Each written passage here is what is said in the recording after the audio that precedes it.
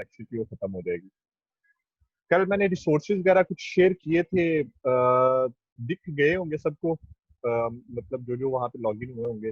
Attendance का भी मैंने आपको बता दिया था कि अटेंडेंस भी आप लोगों ने खुद जाके वहाँ पे मार्क करनी है, और मेक श्योर करना है कि आपकी अटेंडेंस के आगे सेल्फ रिकॉर्डेड या प्रेजेंट लिखा हुआ आए, मतलब सेल्फ रिकॉर्डेड ही लिखा हुआ आएगा। तो वो अगर किसी को कोई इशू आ रहा है अटेंडेंस को मतलब करते हुए या कुछ भी मामला है, तो वो मतलब डिस्कस कर सकते हैं ग्रुप में उसको जो है ना, अगर मैं रिस्पॉन्स ना कर रहा हूँ तो कोई और भी रिस्पॉन्स कर सकता है, बता सकता है। जैसे कल आपने बताया था कि जी वो सेव चेंज जो है ना वो लाजमी आपने करना। बहरहाल ये सारे मामला है, इसका हमने आदी होना है। आप लोगों के लिए भी नई चीज़ें हैं, टीचर्स के लिए भी ये नई चीज़ें हैं, तो बजाय इसके कि हम वो चीज़ें सारी उनको मतलब छोड़ दें, हम खुद को डेवलप कर रहे हैं, ये हमारी अपनी ग्रूमिंग है। उस वजह से परेशान नहीं होना, जो भी चीज़ चल रही है उस वक्त के भाव के साथ हम चलेंगे। अच्छा, नेस्टेड क्लासेस, इसकी कल हमने डिस्कशन थोड़ी सी स्टार्ट करने की कोशिश की थी, जिसमें हम कामयाब नहीं हो पाए उस तरह। मैं जिस मिनट रिकॉर्डिंग ऑन कर लूंगी अपनी, रिकॉर्डिंग ऑन है, ठीक हो गया। तो आज हम देखते हैं जी नेस्टेड क्लास क्या होती है। कल मतलब काफी बच्चों ने ये बात की थी, सर नेस्टेड क्लास होती है कि जी class within a class. आप लोगों की बात बिल्कुल ठीक थी। जैसे हमने लूप का कंसेप्ट पढ़ा था कि हमने एक लूप इस्तेमाल किया, लूप के अंदर जब हम लूप इस्तेमाल करते हैं तो उसको हम नेस्टेड लूप कहते हैं, या आउटर लूप के अंदर जो इनर लूप होती है उसको हम इनर लूप कहते हैं, और बार बार को आउटर लूप कहते हैं। सेम एज इट इज यही टर्मिनोलॉजीज क्लासेस पे मतलब होंगी, अप्लाई होंगी, और क्लासेस भी इस तरह चलेंगी। फर्स्ट ऑफ ऑल इसकी अगर फॉर्मल डेफिनेशन डेफिनेशन फॉर्मल कह लें या इसकी थोड़ी सी अंडरस्टैंडिंग कह लें, वो ये है कि जी, just a minute please, okay जी। तो वो सबसे पहले ये कह लेंगे जी, वो कह रहा है कि जावा प्रोग्रामिंग लैंग्वेज अलाउ करती है आपको कि आप क्लास के अंदर एक क्लास बना सकते हैं। जो हमारे पास अंदर जो क्लास होती है, क्लास के अंदर जो क्लास एक होती है, मतलब हमने कंपैक्ट किया, उसको हम नेस्टेड क्लास बोलते हैं। इसको लिखते कैसे हैं जी, ये आपके सामने एक कोड है। मतलब आपने क्लास डिफाइन की, क्लास के बाद आपने क्लास के अंदर कुछ कोड डिफाइन किया। ये डॉट डॉट डॉट का मतलब है कुछ भी कोड हो सकता है यहाँ पे। System dot out, sorry, class के अंदर direct system dot out dot print तो नहीं हो सकता।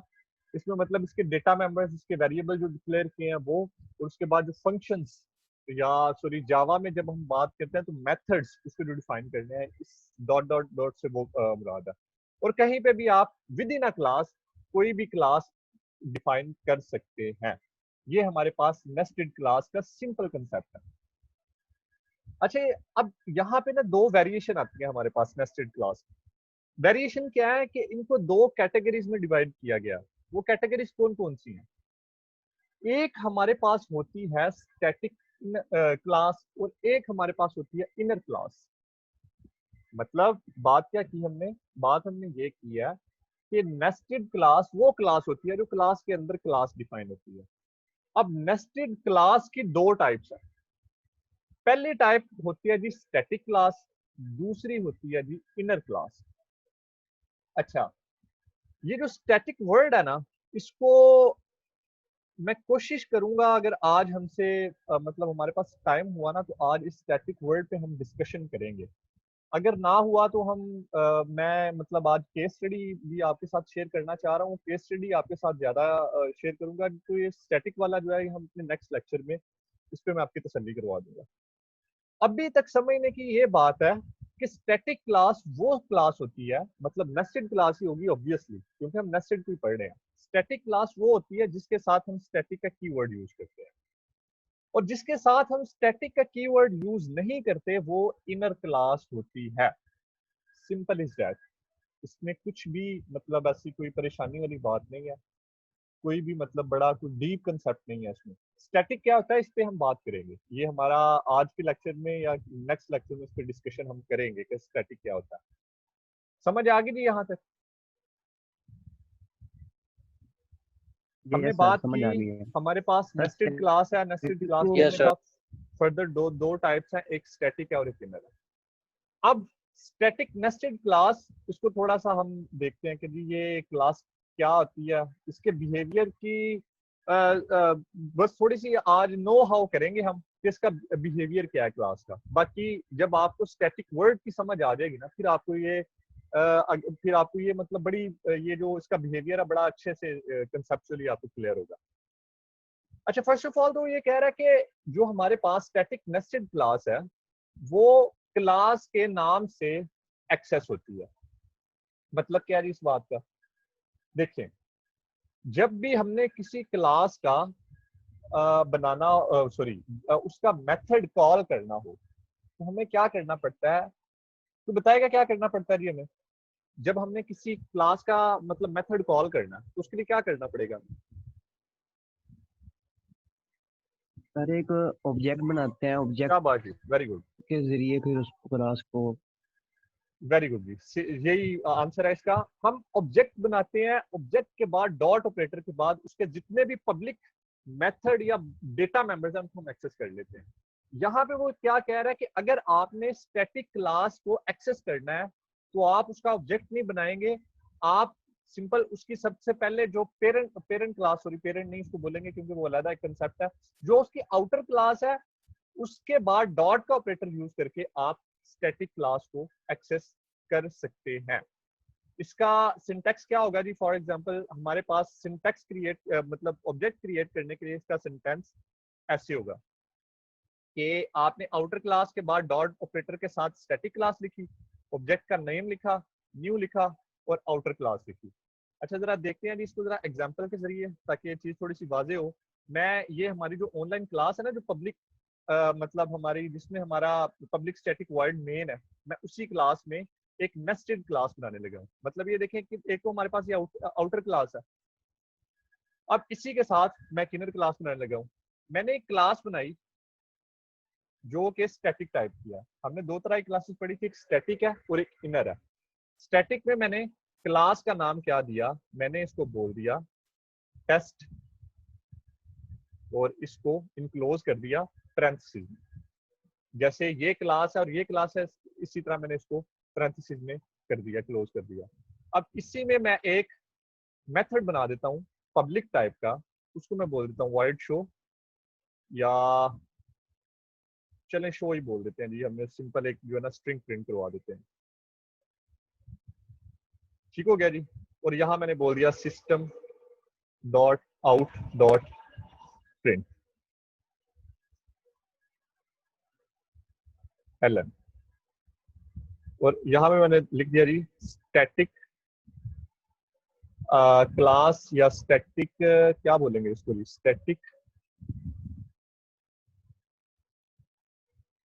नेस्टेड क्लास,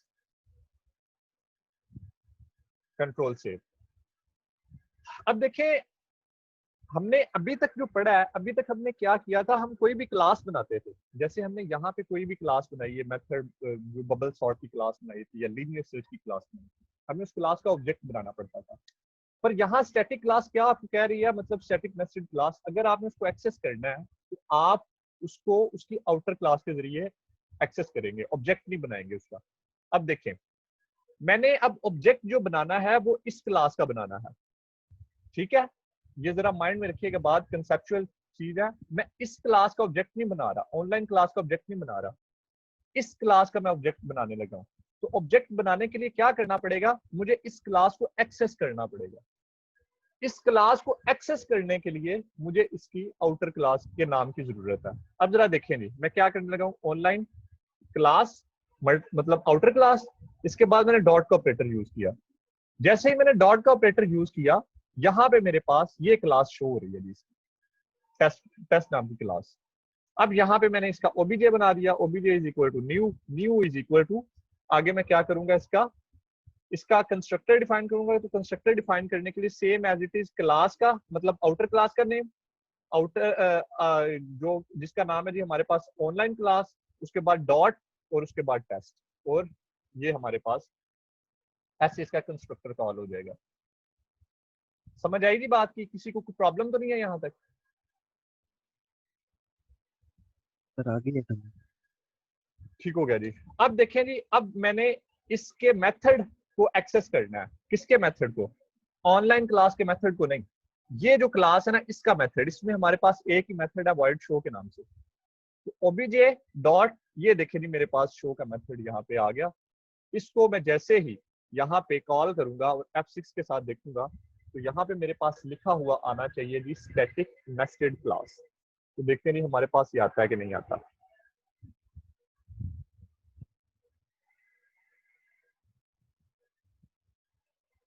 ये देखें जी, हमारे पास लिखा हुआ आ गया जी स्टैटिक नेस्टेड क्लास। यहां तक बात क्लियर है जी? स्टैटिक क्लास को मैं कैसे एक्सेस किया? Yes, अब हमारे पास जो दूसरी टाइप है इनर क्लास, ये थोड़ी सी मतलब हमारे पास टेक्निकलिटीज के हवाले से थोड़ी सी मतलब ये समझने वाली है। हमने ये कहा कि स्टैटिक क्लास का मतलब स्टैटिक क्लास को एक्सेस करने के लिए हम ऑब्जेक्ट के साथ एक्सेस नहीं करते, पर जो हमारे पास इनर क्लास है, इनर क्लास क्योंकि हमारे पास स्टैटिक नहीं होती, तो इस वजह से इस क्लास को एक्सेस करने के लिए हमें ऑब्जेक्ट बनाना पड़ेगा। पर वो ऑब्जेक्ट कैसे बनाएंगे, ये भी थोड़ा सा मतलब कोड कोड के हिसाब से देखते हैं इसको कैसे बनाएंगे। फर्स्ट ऑफ ऑल तो आप ये करेंगे, मतलब आपके पास आउटर क्लास का एक ऑब्जेक्ट होगा, मतलब आपने कुछ डिफाइन किया, जैसे ऑनलाइन क्लास है उसका पहले आपने ऑब्जेक्ट डिफाइन कर लिया। अब आप क्या करेंगे, इसको एक्सेस करने के लिए, क्लास को एक्सेस करने के लिए आपने पहले आउटर क्लास फिर इनर क्लास लिखी, उसके पास आपने ऑब्जेक्ट का नेम लिखा कोई भी। अब यहाँ पे देखिएगा, यहाँ पे न्यू के कीवर्ड के साथ आपने वो जो ऑब्जेक्ट बनाया हुआ ना आउटर क्लास का, उसके साथ डॉट न्यू और उसके बाद ये इनर क्लास लिखा है। तो जरा एग्जांपल से मैं करता हूँ, थोड़ा सा आपके सामने वाजे हो जाएगा। मैं यहाँ पे एक क्लास बनाने लगा हूँ, एक फिर क्लास मतलब इनर क्लास है, यहाँ पे स्टैटिक वर्ड मैंने यूज नहीं किया। अब आप लोगों को ये पता होना चाहिए, जब मैं आपसे ये कहूँ कि इनर क्लास क्या होती है, तो आपको ये पता होना चाहिए कि उसके साथ स्टैटिक का कीवर्ड नहीं होता। अब यहाँ पे मैंने इनर क्लास इसको बोल दूं या टेस्ट इनर बोल देता हूँ, टेस्ट इनर। ठीक हो गया जी? अब जरा देखते हैं जी, अब मैंने यहाँ पे तो वाइट शो के नाम से एक फंक्शन बनाया था, यहाँ पे मैं कंस्ट्रक्टर बनाता हूँ। तो मुझे बताएगा जी कंस्ट्रक्टर की क्या खूबियां होती हैं, क्या होता है कंस्ट्रक्टर?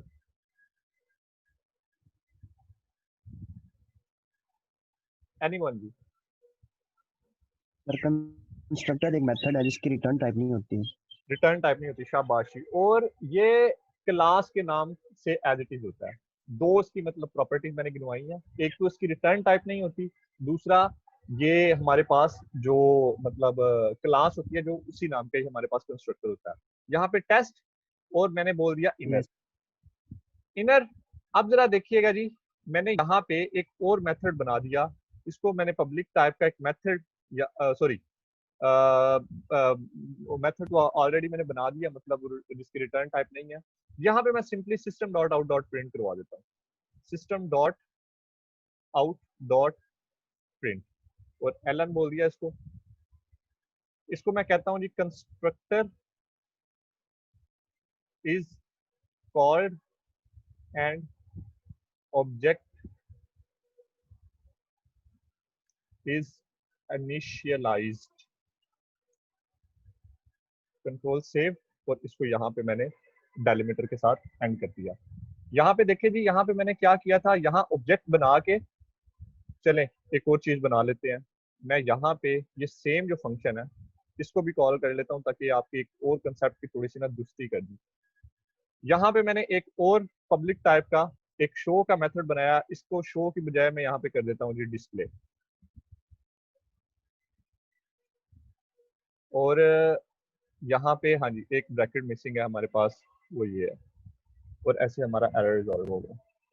अब जरा देखिएगा जी, अब मैं क्या करने लगा हूँ, फर्स्ट ऑफ ऑल इसको शो को तो मैं यहाँ पे खत्म करता हूँ। अब मैंने इस इनर क्लास को पहले एक्सेस करना है, टेस्ट इनर क्लास को। तो क्लास नेस्टेड क्लास को एक्सेस करने के लिए एक बात तो हमारे पास वाज़ेह है कि हमने क्या करना है, हमने उसको ऑब्जेक्ट के साथ नहीं, हमने उसको जब एक्सेस करना है तो उसको एक्सेस करने के लिए हमें क्लास का नेम जरूरी है। अच्छा, क्लास का नेम के साथ हम उसको एक्सेस तो कर लेंगे, पर हमने जब उसका ऑब्जेक्ट बनाना है तो ऑब्जेक्ट बनाने के लिए हमें आउटर क्लास का एक ऑब्जेक्ट लाजमी चाहिए। तो मैं आउटर क्लास का एक ऑब्जेक्ट बना लेता हूँ जी, ऑनलाइन क्लास, और इसको मैंने बोल दिया जी आउटर। ऑब्जेक्ट का नाम मैंने बोल दिया आउटर, और न्यू, और इसके बाद ऑनलाइन क्लास का कंस्ट्रक्टर मैंने कॉल कर लिया, ऑनलाइन क्लास। ठीक हो गया जी। अब जरा देखिएगा, अब मैं एक्सेस करने लगा हूँ टेस्ट इनर क्लास को। तो मैंने यहाँ पे लिखा ऑनलाइन, ऑनलाइन क्लास डॉट, ये देखें जी मेरे पास आ गई जी टेस्ट इनर क्लास। अब यहाँ मैंने ऑब्जेक्ट का नाम देना है, जो मतलब मैंने इस क्लास का, टेस्ट इनर क्लास का ऑब्जेक्ट बनाना है। उसको एक्सेस करने के लिए मैंने कहा जी ओबीजे टेस्ट बोल दिया मैंने उसको। टेस्ट क्लास का ऑब्जेक्ट है जी जो हमारे पास इनर क्लास है। अब यहाँ पे हम डायरेक्ट न्यू नहीं लिखेंगे, हमें क्या करना पड़ेगा, ये जो आउटर का ऑब्जेक्ट बनाया है ना हमने, यहाँ पे हमने आउटर लिखा, उसके बाद डॉट, डॉट के बाद यहाँ पे ये न्यू का कीवर्ड आएगा, और यहाँ पे अब सिंपल आपके पास कंस्ट्रक्टर आ जाएगा। कौन सा कंस्ट्रक्टर, जो हमने कंस्ट्रक्टर यहाँ पे बनाया है, यानी ये टेस्ट इनर। तो यहाँ पे मैं ये टेस्ट इनर इसको कॉल कर रहा हूं। अब देखें यहाँ पे ये जो टेस्ट इनर कॉल हुआ है, इसके अंदर जो भी कोड लिखा हुआ है ना यहाँ पे, ये मतलब कॉल हो जाएगा। अगर आप ये देखें यहाँ पे ऊपर वाले में हमने ऑनलाइन क्लास का कंस्ट्रक्टर, आप अगर देखेंगे तो यहाँ पे कंस्ट्रक्टर कहीं पे भी डिफाइन नहीं है। होता क्या है प्रोग्रामिंग में, ऑब्जेक्ट ओरिएंटेड प्रोग्रामिंग में, कंस्ट्रक्टर इनिशियली मतलब कॉल होता है। अगर आपने डिफाइन किया हुआ है तब भी, अगर नहीं किया हुआ तो वो बाय डिफॉल्ट अंदर से खुद कॉल कर लेता है। हम अपना कंस्ट्रक्टर क्यों डिफाइन करते हैं, हम इसलिए डिफाइन करते हैं, हम कंप्यूटर को ये बताते हैं कि भाई आपने ऑब्जेक्ट तो बनाना ही है, साथ साथ मेरा ये पीस ऑफ कोड भी चला दो।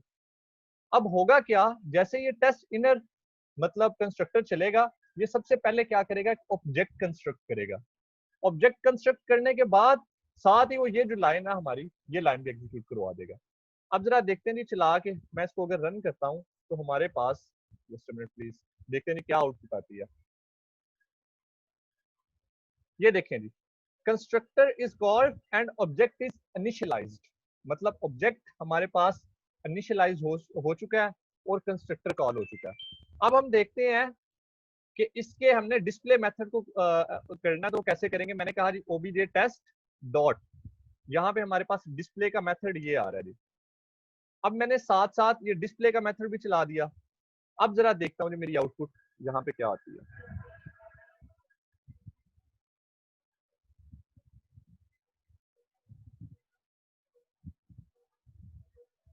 ये देखें जी, स्टैटिक नेस्टेड कॉल, मतलब हमारे पास जो स्टैटिक नेस्टेड सॉरी क्लास जो है वो हमारे पास कॉल हो गई है। यहां तक समझ आई है जी? अगर किसी को नहीं आई तो ये क्वेश्चन कर सकते हैं।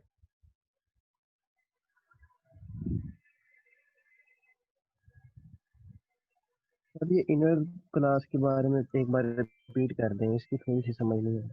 इनर क्लास का मैंने ये कहा कि जी इनर क्लास वो क्लास होती है जो कि स्टैटिक नहीं होती। अब स्टैटिक का क्या मतलब है, स्टैटिक का अभी थोड़ा सा मैं आपको तारुफ करवा दूं। स्टैटिक क्लास वो क्लास होती है जिस मतलब जिसको ऑब्जेक्ट के साथ एक्सेस नहीं किया जा सकता। स्टैटिक क्लास एक समझ लें कि एक ऐसी मेमोरी है, मतलब अगर इसको इन डेप्थ हम समझे, अगर आपने कोई वेरिएबल डिक्लेयर किया, उसको स्टैटिक बोला है ना, तो स्टैटिक का मतलब ये है कि ड्यूरिंग द एग्जीक्यूशन ये अपनी जगह चेंज नहीं करेगा, ये जिस जगह में है उसी जगह में फिक्स रहेगा। थैंक यू बेटा।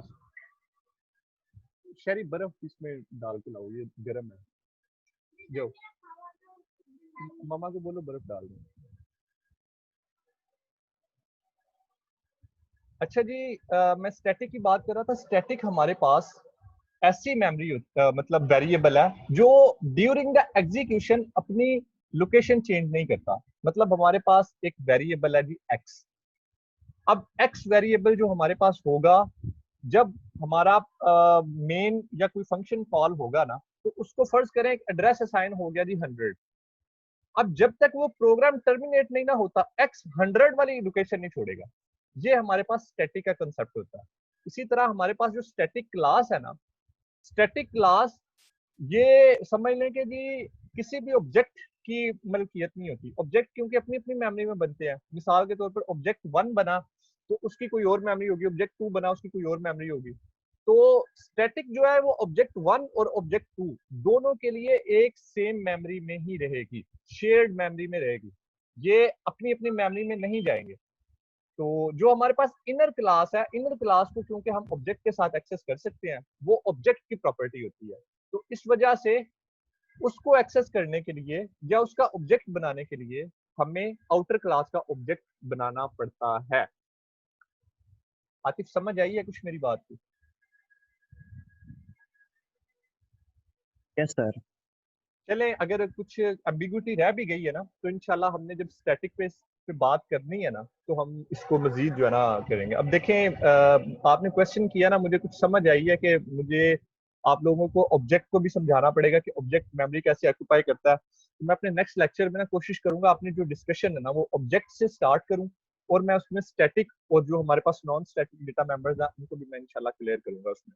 बाकी अभी तक समझने की बस यही बात है कि जो स्टैटिक क्लास है वो हमारे पास मतलब उसको एक्सेस करने के लिए हमें आउटर क्लास के ऑब्जेक्ट की जरूरत नहीं होती।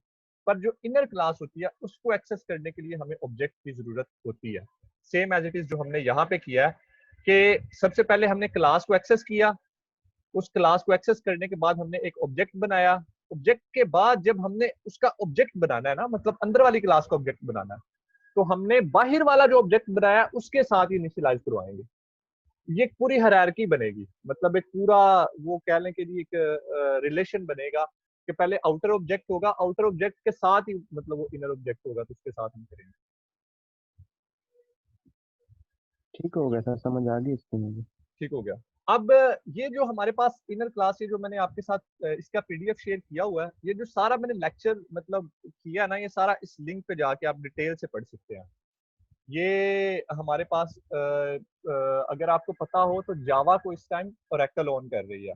ओरेकल कॉरपोरेशन जो या कंपनी है। तो ये जावा की ओरिजिनली जो डॉक्यूमेंटेशन है ना, ये वहां से लिया गया है, ये सारा डेटा, ये सारा मवाद। ये पीडीएफ मैंने आपके साथ शेयर किया हुआ है, वहां पे अगर आप जाके देखिए, यहाँ पे मैंने एक यूआरएल भी शेयर किया हुआ है, सेम यही यूआरएल है। तो यहाँ पे आप जाके इसको फर्दर स्टडी कर सकते हैं।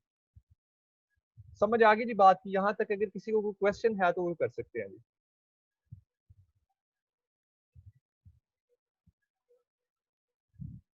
सर ये लास्ट में आपने जो बात की आउटर क्लास वाली, सर ये एक बार रिपीट कर दीजिएगा। मतलब नेस्टेड क्लास की या सॉरी इनर क्लास की या स्टैटिक क्लास की? सर इनर क्लास की। इनर क्लास की। देखिए, मैंने ये कहा है कि आपको इनर क्लास बनाने के, उसका ऑब्जेक्ट बनाने के लिए आपको आउटर क्लास के ऑब्जेक्ट की जरूरत होती है। आउटर मतलब उस अगर आप ऑब्जेक्ट बनाएंगे आउटर क्लास का, फिर ही आप इनर का बना सकते हैं। स्टैटिक में ऐसा नहीं है, स्टैटिक में आपको ऑब्जेक्ट बनाने की जरूरत नहीं है। पर जब इनर क्लास की बात होती है तो उसके लिए आपको ऑब्जेक्ट बनाने की जरूरत है। बस इतनी सी बात अभी तक समझ लें, बाकी इंशाल्लाह इस पर मजीद हम डिस्कशन करेंगे अगली क्लास में।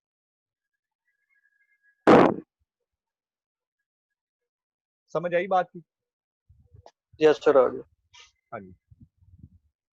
अच्छा, हमने ना एक प्रैक्टिस स्टार्ट करनी थी, ये मैंने कल ही स्टार्ट कर देनी थी, पर हमारे यहाँ मतलब कल जो है ना वो चीज़ें जो है ना वो वैसे नहीं रही जैसे हमने सोची थी। तो आज देखते हैं जी, आज इसको थोड़ा सा हम डिस्कस करते हैं। जस्ट मिनट भी, 1 मिनट लगेगा।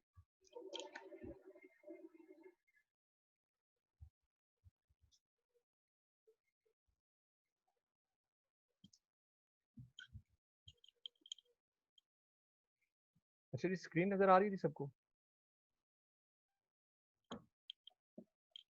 यस अच्छा सर देखिए, आ गया।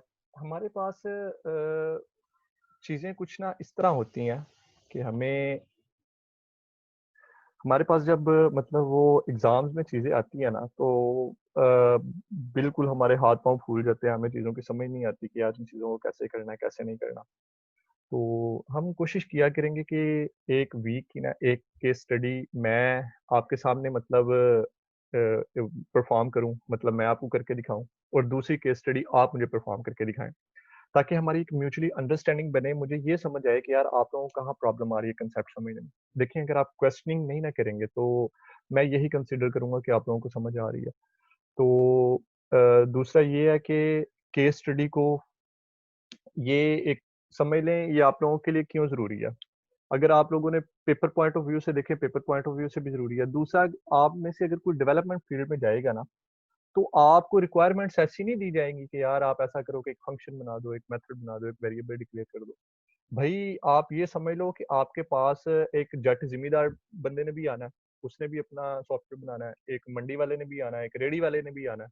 मतलब ऐसे लोगों ने आना है जो कि बिल्कुल आईटी के बैकग्राउंड के नहीं है। तो आपने उनकी बातों को समझ के खुद इंटरप्रेट करना होता है। तो बड़ा आसान काम है, मुश्किल नहीं है, इसमें इतनी कोई परेशानी नहीं है। बस थोड़ा-सा आपको फ़ोकस करना पड़ता है, अगले बंदे की बात समझनी पड़ती है। देखें ये इतनी ज़रूरी चीज़ है कि आप किसी के साथ डील कर लेते हैं जी, आप फ़र्ज़ करें आपने सॉफ्टवेयर बनाना है जी ₹10,000 में। जब 10,000 में आप डन कर लेते हैं, बाद में वो कहते हैं भाई मैनू तो ये भी चाहिए सी, मैनू तो ये भी चाहिए सी, मैं तो तन्नू क्या सी। यूज़र जो आपको रिक्वायरमेंट देता है ना, वो बड़ी एम्बिगुअस सी देता है। ये एक यही एक फ़र्क होता है, एक मिस्त्री में और एक इंजीनियर में। एक मिस्त्री क्या करता है, वो पाना और प्लास लेके वो ना इंजन को खोलना शुरू कर देता है बस। वो देखता है जहाँ पे फ़ॉल्ट आएगा कोई मसला नहीं, मैं जो है ना उसको वहाँ पे कर लूँगा। वो सारा इंजन ही खोल देता है। पता चले जी वो वैसे वो है ही नहीं। इंजीनियर का ये काम होता है कि वो पर्टिकुलरली प्रॉब्लम का उसको पता होता है कि भई मुझे इतना पार्ट बस चाहिए इस प्रॉब्लम को सॉल्व करने के लिए। तो बताने का मकसद ये है कि जी बीइंग अ इंजीनियर आपको दूसरों की बात को समझना पड़ेगा कि यार ये मुझसे डिमांड क्या कर रहा है, इसकी प्रॉब्लम क्या है। आपको जब तक प्रॉब्लम नहीं ना समझ आएगी, आप उसका ना तो टाइम डिफाइन कर पाएंगे कि ये प्रॉब्लम कितनी देर में सॉल्व होगी। दूसरा, ना आप ये डिफाइन कर पाएंगे कि जी इस काम की प्राइस क्या है। मसला ये होगा, या तो फिर आप सस्ते हाथों बिक जाएंगे या फिर आप बहुत ज्यादा अपना रेट हाई कर देंगे जिसमें आप मार्केट में सर्वाइव नहीं कर पाएंगे। तो इस वजह से इस चीज़ को ज़रा शौक से कीजिएगा। ये कोई इतनी सरदर्द नहीं है, मैं आपके साथ रिसोर्स भी शेयर कर दूँगा कि किस रिसोर्स से मैंने ये चीज़ें ली हैं। अच्छा देखिए, फर्स्ट ऑफ ऑल जब आपके पास केस स्टडी आती है ना, तो अभी तक समझने के लिए आपकी ये चीज़ है कि आपने सिर्फ़ 2 चीज़ें निकालनी है। मेजरली होती ये 2 चीज़ें ही हैं। बाकी सारी जो चीज़ें होती हैं ना, वो आपकी एफिशिएंसी होती है कि आपने किसी कांसेप्ट को किस तरह समझा। मोस्टली ये 2 काम ही होंगे आपके पास। पहला काम क्या होगा, आपने सबसे पहले उस जो आपके पास केस स्टडी आई है, उसके एट्रीब्यूट्स या डेटा मेंबर्स आपको डिफाइन करने पड़ेंगे। मतलब उसके वेरिएबल क्या-क्या होंगे। मिसाल के तौर पर आपके पास एक बंदा आता है, वो कहता है कि जी मुझे अपनी शॉप का एक सॉफ्टवेयर बनवाना है। उसमें मेरे पास ये इन्वेंटरी है, मतलब समझ लें कि मेरे पास आर्टिफिशियल ज्वेलरी की शॉप है, या कह लें कि जी मेरे पास बॉयज़ गारमेंट्स की शॉप है। तो मेरे पास ये आइटम्स हैं, इनकी मतलब ये चीज़ें हैं, तो इनको आपने मतलब बनाना है जी, मुझे सेल के रिकॉर्ड चाहिए एंड पे, ऐसी कोई चीज़ होगी। फिर दूसरी आपने उसपे ये डिफाइन करना है कि वो जो एट्रिब्यूट्स आपने डिफाइन किए हैं, उनका बिहेवियर क्या होगा? उनकी वैल्यूज़ कहाँ से आएँगी? आप यूज़र से इनपुट करवाएँगे या खुद इनपुट करके देंगे या कुछ भी, सारे मामलात ऐसे ही होंगे। फिर आपने सिंपल वो जो चीज़ें आपने मतलब माइप मैप बनाया ना, उनको आपने ट्रांसलेट कर लेना है। ट्रांसलेट करने से क्या मुराद है? मतलब मैं कह रहा हूँ कि मुझे सेल दिखाओ, ठीक है? तो सिंपल एक वेरिएबल जो है उसको system dot out dot print करवाना है। एक फंक्शन बनाना है जिसको हमने, तो ये हमने उसको जावा में ट्रांसलेट कर देना है। अब सबसे पहले यहाँ पे देखिए, ये पूरी केस स्टडी आपके सामने। इस केस स्टडी में सबसे पहले आपने एट्रीब्यूट्स इसके डिफाइन करने हैं, या इसके वो डिफाइन करने हैं वेरिएबल्स, वो क्या-क्या होंगे। सबसे पहले आप कह रहे हैं, वो कह रहे हैं consider a class that keep track of the sale of an item. मतलब वो आइटम की सेल जो है ना वो ट्रैक कर सके। सिंपल एक बड़ी एम्बिगुअस सी लाइन है कि आपको ये एक सिस्टम बनाना है। सुनने में बड़ा आसान लग रहा है, पर जब आप इसको मतलब मजीद इन डेप्थ जाएंगे आपको समझ आएगी कि ये चीजें ब्रेक डाउन होनी है, ये ऐसे होना है, इसके ये फंक्शन बनने हैं, ये मेथड बनने हैं। अच्छा, an object of this class will have, मतलब इस क्लास का अगर एक ऑब्जेक्ट की बात करें ना, तो उसके एट्रीब्यूट्स क्या क्या होंगे। एट्रीब्यूट से मुराद variable, number sold, total sale, total discount, cost per item, bulk quantity, bulk discount and percentage. जहां तक उसने 4-5 आपको एट्रीब्यूट्स खुद बता दिए हैं। अभी जरा हम टेक्निकल टर्म में बात कर रहे हैं, या नॉन टेक्निकल टर्म में हम इंशाल्लाह कभी अगर हमारी अंडरस्टैंडिंग इतनी बन गई तो हम बात करेंगे। यानी उसने आपको बता दिया 1 2 3 4 5 6 वेरिएबल बनेंगे। अगर मैं आपको ये कहूं कि यार ये आपने 6 वेरिएबल कंप्यूटर में डिक्लेयर करने हैं, तो क्या ये मुश्किल बात है? बिल्कुल मुश्किल नहीं है। आपको इनकी डेटा टाइप पता होगी कि भाई टोटल सेल है तो इस पे कैलकुलेशन होगी तो ये इंटीजर या डबल फ्लोट टाइप की होगी। बल्क क्वांटिटी है तो इतने टाइप की होगी। अगर मैं कहूँ कि जी आपने आइटम का नेम लिखना है तो आपको पता है कि वो स्ट्रिंग या कैरेक्टर टाइप की होगी। ये आप लोगों को मतलब डिफाइन करना इतना मुश्किल नहीं होगा। फिर वो कह रहा है इट हैज रजिस्टर्ड सेल, मतलब इसमें एक ऐसा फंक्शन होना चाहिए जो कि रजिस्टर्ड सेल को रजिस्टर्ड करे। और एन उसने क्या कहा है कि आपने आइटम कितनी सेल की है वो आपने इसको बतानी है। मतलब मैंने 6 आइटम सेल की हैं तो आपने उनको रजिस्टर्ड कर लेना। अच्छा, if N is larger than bulk quantity, bulk quantity क्या है? फर्ज करें आपने बल्क क्वांटिटी 10 रख ली है, एक बायर आया उसने मुझसे 12 पीस खरीद लिए हैं, तो हमारी क्वांटिटी 12 यानी कि 10 से बढ़ गई है। हमारी बल्क जो है वो 10 है, मतलब बल्क से मुराद के पूरा मतलब उसने शॉपिंग की है, उसने 10 से ज्यादा आइटम हमसे खरीद ली है। तो फिर आपने क्या करना है, the cost per item reduce the bulk discount. तो आपने एक बल्क डिस्काउंट यहाँ पे जो डिक्लेयर किया हुआ है उस फॉर्मूला के हिसाब से आपने उस पर ये डिस्काउंट अप्लाई कर देनी है। और डिस्प्ले सेल, दूसरा फंक्शन क्या है, आपने सेल डिस्प्ले कर देनी है। मतलब जितनी आपने आइटम सेल की है वो सेल वो आपने मतलब रजिस्टर्ड करनी है पहले, मतलब इनपुट करवानी है। फिर जो सिस्टम में जो इनपुट पड़ी हुई है वो आपने शो करवा देना है। उसके बाद उसमें क्या क्या हो जी, उसमें नंबर सोल्ड, मतलब कितनी आइटम सेल हुई है, उसके बाद टोटल सेल कितनी हुई है, और उसके बाद टोटल उस पे डिस्काउंट कितनी दी है। बात की समझ आई है जी किसी को? अगर किसी को नहीं आई तो वो पूछ सकता है जी।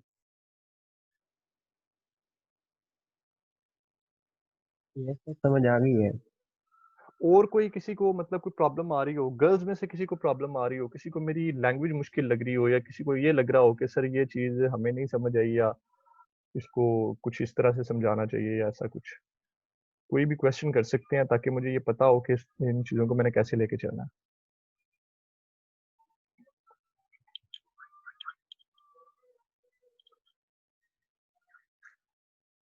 चलें जी, खैर हमने आज ये हमारा कल वाला काम था।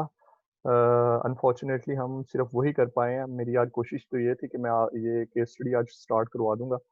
बहरहाल अगर हमारा वो कोई डेफिशिएंसी रहेगी तो मैं कोशिश करूंगा इसको रिकॉर्ड करके, या जैसे भी आप लोगों के साथ करना हुआ ये कर लेंगे, या हम क्लास में लाइव सेशन में इसमें कर लेंगे। तो नेक्स्ट हमारी जो डिस्कशन स्टार्ट होगी ना, वो मैं डिस्कशन स्टार्ट करूंगा ऑब्जेक्ट स्टैटिक कीवर्ड से।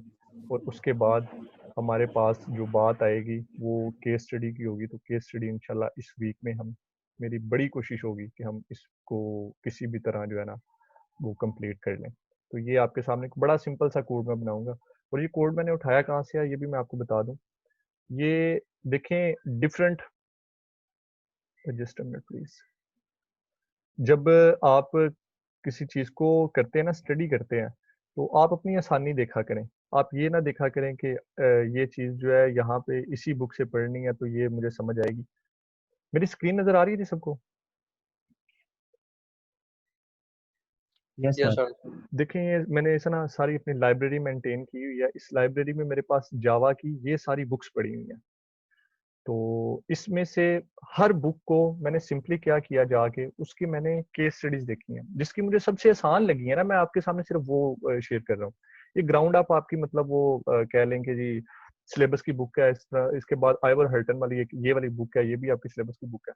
अब ये आपकी सिलेबस की बुक नहीं है, पर इसमें क्या है कि इसमें बड़ी आसान और सिंपल लैंग्वेज में ना बात की गई है और केस स्टडी को बताया गया। तो यहाँ से इस बुक से Java and intro problem solving programming, इसमें से मैंने इस केस स्टडी को चूज किया। और हम कोशिश करेंगे इंशाल्लाह इसकी अपनी अंडरस्टैंडिंग हम खुद बनाएं, और खुद इसके साथ जो भी मामला होंगे वो हम इंशाल्लाह वो किया करेंगे। बाकी अगर किसी को क्वेश्चन है तो कर सकते हैं।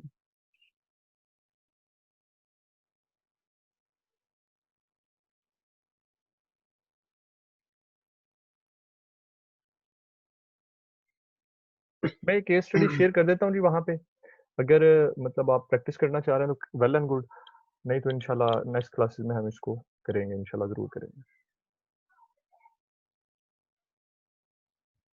ठीक है सर, शेयर कर दीजिएगा। चलें इंशाल्लाह, आप खैर करें। ठीक है जी।